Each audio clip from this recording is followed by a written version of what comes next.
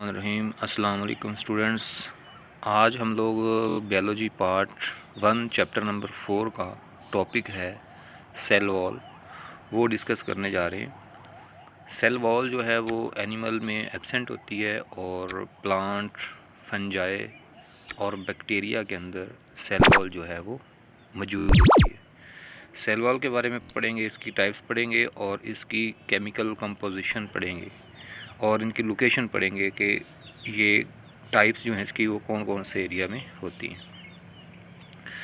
Cell wall जो है outer most boundary है प्लांट के सेल की, ठीक है। Outer most boundary in plant, fungi and bacterial cell. Plant की सेल वॉल को हम डिस्कस करेंगे। सबसे पहले प्लांट की अगर सेल वॉल की बात करें तो different from bacteria and fungi और बैक्टीरिया से ये डिफरेंट होती है स्ट्रक्चर के हवाले से भी और फंक्शन के हवाले से भी। इसकी अगर फॉर्मेशन की बात करें तो secreted by the protoplasm of the cell. Cell का जो प्रोटोप्लाज्म होता है वहाँ से सेल वॉल की फॉर्मेशन होती है। ये वाला बड़ा इम्पोर्टेंट पॉइंट है। प्रोटोप्लाज्म क्या होता है इसके बारे में जो है वो आप लोगों को MCQ पूछा जा सकता है। सेल के अंदर जो न्यूक्लियस होता है प्लस उसका जो साइटोप्लाज्म होता है, उन दोनों को मिला के हम प्रोटोप्लाज्म कहते हैं। साइटोप्लाज्म के बारे में जो है वो हम लोग अगला जो हमारा लेक्चर होगा वो साइटोप्लाज्म पे होगा, तो उसमें हम साइटोप्लाज्म को डिटेल से डिस्कस करेंगे। न्यूक्लियस जो है वो भी इस चैप्टर के तकरीबन लास्ट वाले पोर्शन में है। तो प्रोटोप्लाज्म क्या है? प्रोटोप्लाज्म बेसिकली सेल का वो वाला हिस्सा है जो कि साइटोप्लाज्म और न्यूक्लियस पे एग्जिस्ट करता है, उसे हम बोलते हैं प्रोटोप्लाज्म। तो ये आप लोगों को MCQs पूछा जा सकता है, इसको आप लोगों ने याद रखना है। उसके बाद नेक्स्ट अगर हम बात करते हैं इसकी थिकनेस की, इसकी थिकनेस जो है वो वेरिएबल होती है।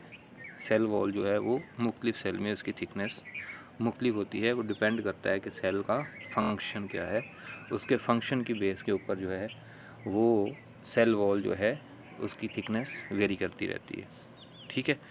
इसके बाद अगर हम बात करते हैं सेल वॉल की, प्लांट की जो सेल वॉल है, बेसिकली जो प्लांट की सेल वॉल है उसमें 3 लेयर्स होती हैं।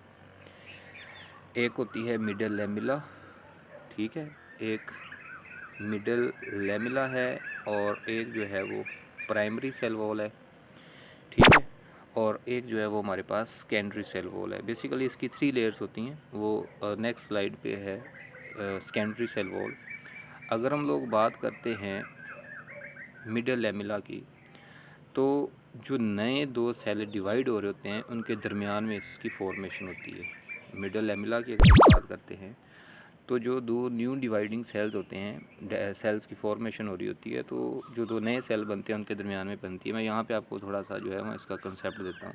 आप सपोज़ कर रहे हैं कि एक ये सेल है और एक जो है वो ये सेल है। ये आपके पास 2 सेल्स हैं, तो इन 2 सेल्स के दरमियान में यहाँ पर ये वाली जो वॉल बनेगी, ये वाली, this is called middle lamella. ये वाली जो वॉल है आपके पास बनी है, ये वाली 2 सेल्स के दरमियान में, दिस इज़ मिडल लेमिला। मैं यहाँ पे कलर इसका थोड़ा सा चेंज कर देता हूँ। आप समझ लें कि यहाँ पे जो वॉल बनेगी, ये वाली जो आपको पर्पल कलर की नज़र आ रही है, दिस इज़ मिडल लेमिला। ये मिडल लेमिला है आपके पास, ठीक है। ये वाली जो वॉल है, दिस इज़ मिडल लेमिला। आपके पास ये वाला भी सेल है, ये वाला भी सेल है, और इनके दरमियान में जो ये वाली वॉल बन गई है, दिस इज़ मिडल लेमिला, ठीक है। तो ये आप लोगों ने याद रखना है। ये फर्स्ट वॉल होती है, ये भी आप लोगों ने याद रखना है। MCQs में होता आ जाता है। मिडल लेमिला जो है वो फर्स्ट वॉल है। उसके बाद बात आती है प्राइमरी वॉल की। अगर हम प्राइमरी वॉल की बात करते हैं तो बेसिकली इसकी अगर हम कंपोजिशन वगैरह देखते हैं, सेलुलर इसकी जो केमिकल कंपोजिशन है, तो composed of cellulose, deposition of pectin and hemicellulose, यानी कि ये 3 चीज़ें इसके अंदर हैं। एक आपके पास सेलुलोज है, एक आपके पास पैक्टिन है और एक जो है वो हेमीसेलुलोज है। ये 3 चीज़ें जो हैं इसकी कंपोजिशन में मौजूद होती हैं। Cellulose, hemicellulose and pectin. Cellulose arranged in a criss cross manner. अब ये क्रिस क्रॉस मैनर क्या है, आपके पास ये अगर हम बात करते हैं तो इसमें ये इस तरह से सेलुलोज जो है वो अरेंज हुआ होता है, इसको हम बोलते हैं criss cross manner. This is criss cross manner, ये आपकी बुक में भी मेंशन है, वहाँ से भी आप देख सकते हैं। तो ये क्रिस क्रॉस मैनर है, इस तरह से इसकी फॉर्मेशन हुई होती है। उसके बाद अगर हम बात करते हैं, ये एक ट्रू वॉल है, यानी कि जो सही वाली वॉल है सेल की, वो प्राइमरी वॉल है। Develops in the growing cells, जो अभी सेल्स की फॉर्मेशन हो रही होती है ये उनके अंदर बनती है। इसके बाद जो थर्ड वन आ जाती है हमारे पास, वो आ जाती है सेकेंडरी वॉल।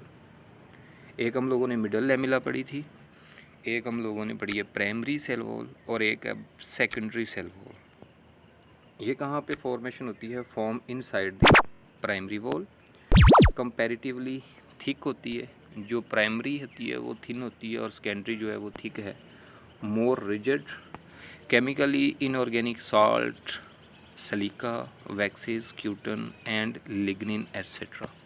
ये बड़ा इंपॉर्टेंट शॉर्ट क्वेश्चन आ जाता है, write the chemical composition of secondary cell wall, या फिर आ जाता है write the composition of chemical composition of primary and secondary cell wall.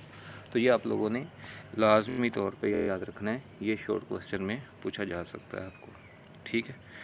इसके बाद है सेल वॉल ऑफ बैक्टीरिया। अगर हम बैक्टीरिया की सेल वॉल की बात करते हैं तो डज़ नॉट कंटेन सेलुलोज, इसके अंदर जो है वो सेलुलोज नहीं होता। मेड अप ऑफ पेप्टाइडोग्लाइकेन और म्यूरिन, यानी कि जो बैक्टीरिया की सेल वॉल है उसके अंदर पेप्टाइडोग्लाइकेन होता है, उस पेप्टाइडोग्लाइकेन को हम लोग म्यूरिन भी बोलते हैं।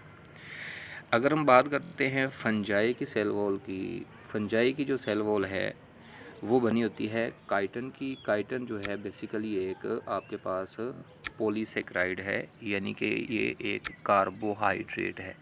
जैसे आप लोगों ने चैप्टर नंबर 2 के अंदर पढ़ा है ग्लाइकोजन, सेलुलोज और आपके पास स्टार्च। तो बेसिकली ग्लाइकोजन, सेलुलोज और स्टार्च जो है वो पॉलीसेक्राइड की टाइप हैं।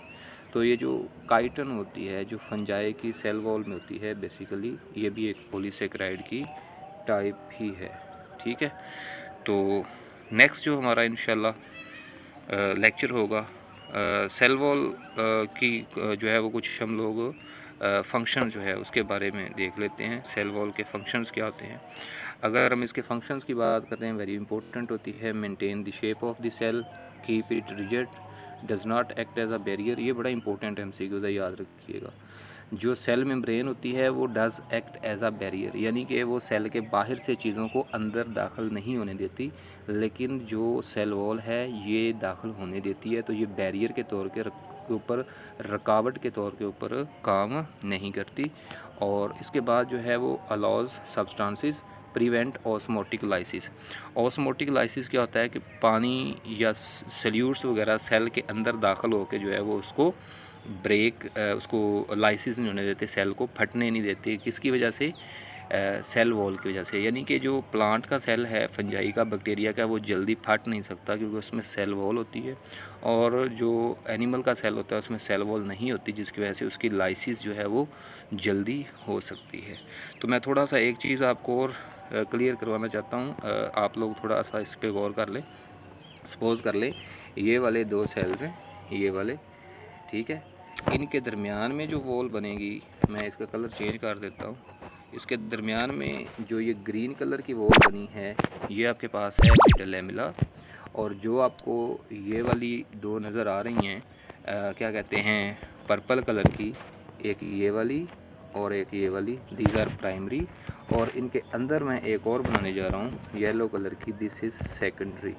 ये थोड़ा सा आप लोगों ने याद रखना है, ये वाली सेकेंडरी है, ठीक है।